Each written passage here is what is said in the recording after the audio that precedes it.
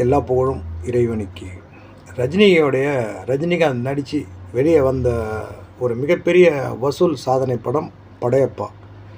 இந்த படம் வந்துட்டு பார்த்திங்கன்னா வர்ற 12ஆம் தேதி ரஜினிகாந்துடைய பிறந்த நாளை முன்னிட்டு 75வது பிறந்த நாளை முன்னிட்டு இந்த படம் தியேட்டரிக்கலாக ரிலீஸ் பண்ணுறாங்க. இது ரஜினிகாந்தோடைய ஓன் ப்ராஜெக்ட், அவருடைய சொந்த படம் இது. இந்த படத்துடைய கதை கூட வந்து பார்த்திங்கன்னா ரஜினிகாந்துடைய கதை. இந்த கதை திரைக்கதை வசனம் கதை இலாக்கான போடுறதுல வந்து பார்த்திங்கன்னா அதில் ரஜினிகாந்தோடைய அந்த நிறுவனம் பேரை தான் போட்டிருப்பாங்க. அது புதுசாக தொடங்கின ஒரு நிறுவனம். நண்பர்களுக்காக அந்த ஷேரிங் கொடுக்கறதுக்காக அவர் தயாரித்த ஒரு படம். எனக்கு தெரிஞ்சு ரஜினிகாந்தோடைய படத்தில் அதிக நேரம் கொண்ட ஒரு படம் அதுதான் நினைக்கிறேன். கிட்டத்தட்ட 3 மணி நேரத்துக்கு கிட்ட அந்த படம் இருக்கும். 2:50 2:45 இந்த மாதிரி அந்த படத்துடைய சொல்லலாம். இந்த படத்துக்கு பின்னால் வந்து பார்த்திங்கன்னா நிறைய சுவையான சம்பவங்கள்லாம் நேற்று ரஜினிகாந்த் வந்துட்டு ஒரு பேட்டியில் பகிர்ந்திருந்தார் அப்படின்னே சொல்லலாம். ஏன்னா 12ஆம் தேதி அவர் பிறந்தநாள் வருது, அதுக்காக வேண்டி இந்த படத்தை ரிலீஸ் பண்ணுறாங்க. ஸோ இந்த பேட்டியில் வந்து பார்த்திங்கன்னா ரஜினி அந்த மிகப்பெரிய தகவல்கள்லாம் சொல்லியிருந்தார். அந்த கதை உருவான விதம், இந்த படத்தில் முதல்ல ஐஸ்வர்யா ராய் தான் நடிக்கிறதா இருந்துச்சு. அதாவது இவங்களுடைய சைடில் இதுக்கு வந்து பார்த்திங்கன்னா இந்த கதையை ரவிக்குமார்கிட்ட சொல்லி ரவிக்குமார் கொடுத்த ஸ்க்ரீன் ப்ளே, இந்த படத்துக்காக எழுதப்பட்ட வசனங்கள், ஸ்பாட்டில் எழுதப்பட்ட வசனங்கள், செந்திலுடைய காமெடி, ரஹ்மானுடைய இசை, வைரமுத்துடைய பாடல்கள், இப்படி எல்லாமே வந்து பார்த்திங்கன்னா எந்த மாதிரி அமைஞ்சிச்சு, எப்படியெல்லாம் இந்த படத்துக்காக கிடச்சிச்சு, எந்த ஒரு அருமையான காட்சிகள், டயலாக் எல்லாமே வந்து பார்த்திங்கன்னா ரஜினிகாந்த் ஷேர் பண்ணியிருந்தார். ஐஸ்வர்யா பற்றி சொல்லும்போது ஐஸ்வர்யாவுக்காக கிட்டத்தட்ட 4-5 மாதம் வந்துட்டு அவங்க வெயிட் பண்ணி வந்திருக்கிறாங்க. அவங்கக்கிட்ட போய் பேசி கால் ஷீட்டு கேட்குறது, அவங்க நாளைக்கு நாளன்னைக்கு இன்றைக்கிங்கிற மாதிரி அவங்க போட்டு இவங்களை கொஞ்சம் அலக்கழிச்சிட்டு இருந்துருக்குறாங்க. ஒரு சந்தர்ப்பத்தில் ரைட் அவங்களுக்கு விருப்பம் இல்லை போல் அப்படிங்கிற மாதிரி விலகிட்டு இந்த படத்தையே வந்துட்டு ட்ராப் பண்ணியிருக்கிறாரு ரஜினிகாந்த். இந்த படமே வேணாம், விட்டுடுங்க, ஐஸ்வர்யா ராய் நடித்தா இந்த படத்தை பண்ணலாம், அப்படி இல்லைன்னா தேவையில்லை அப்படிங்கிற மாதிரி ஒரு முடிவுக்கு ரஜினிகாந்த் வந்து இந்த படத்தையே வந்து ட்ராப் பண்ணியிருக்கிறாரு. அப்போ இந்த கதைக்காக வேண்டி ரவிக்குமார் ஒர்க் பண்ணியிருந்தார் இல்லையா, அவர் ஒரு சந்தர்ப்பத்தில் ஃபோன் பண்ணி நான் வந்துட்டு ஒரு நடிகையை செலக்ட் பண்ணியிருக்கிறேன், உங்களுக்கு விருப்பம் இருந்தால் நம்ம நடிக்க வைக்கலான்னு சொல்லி ரம்யா கிருஷ்ணனை அவர் ரெக்கமெண்ட் பண்ணியிருக்கிறாரு ரவிக்குமார். அதை கேட்டு ரஜினிகாந்த் வந்து பார்த்தீங்கன்னா கிட்டத்தட்ட நல்லாயிருக்கும், இந்த கதாபாத்திரத்தை ரம்யா கிருஷ்ணன் பண்ணால் நல்லாயிருக்கும் அப்படிங்கிற மாதிரி.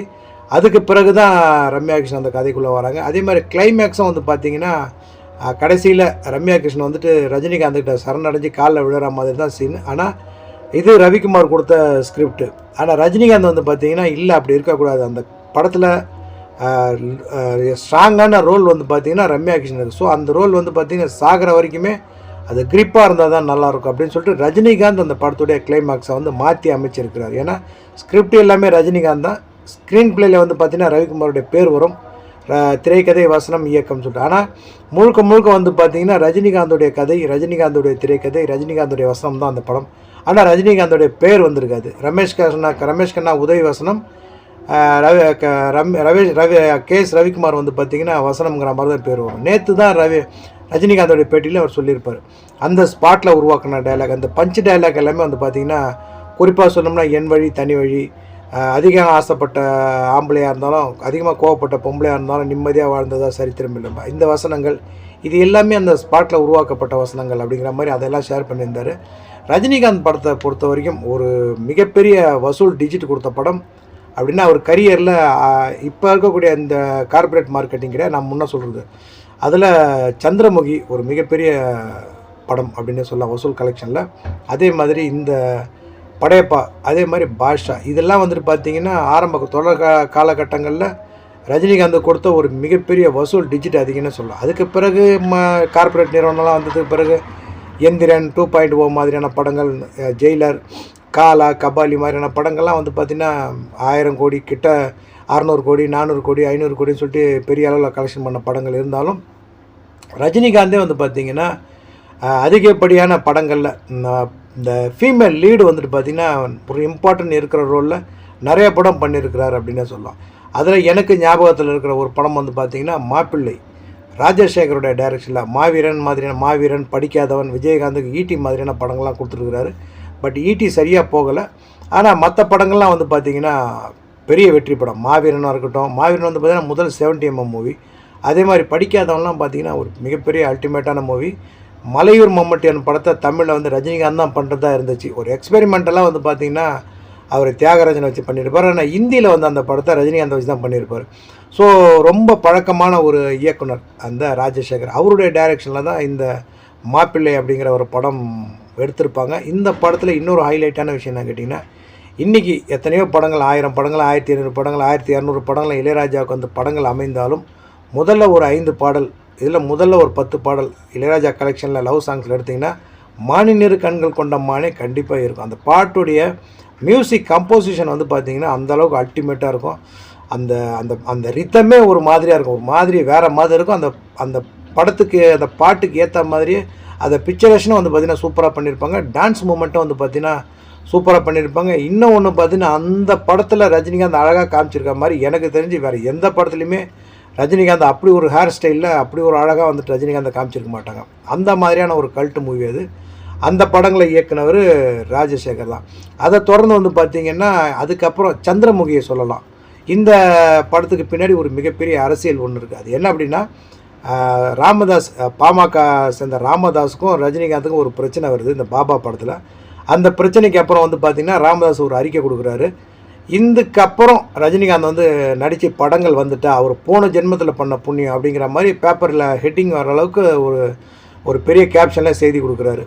ஸோ இந்த நிலைமையில் வந்து பார்த்திங்கன்னா ரஜினிகாந்த் படமும் நடித்தாகணும். ஏன்னா அவருக்கு வேறு தொழில் கிடையாது, படம் நடித்தாகணுங்கிற ஒரு நீண்ட ஒரு இடைவேளைக்கு பிறகு என்ன பண்ணுறாரு, அவர் சூஸ் பண்ண ஒரு ராஜதந்திரமான ஒரு விஷயந்தான் இந்த சந்திரமுகி உருவான கதை.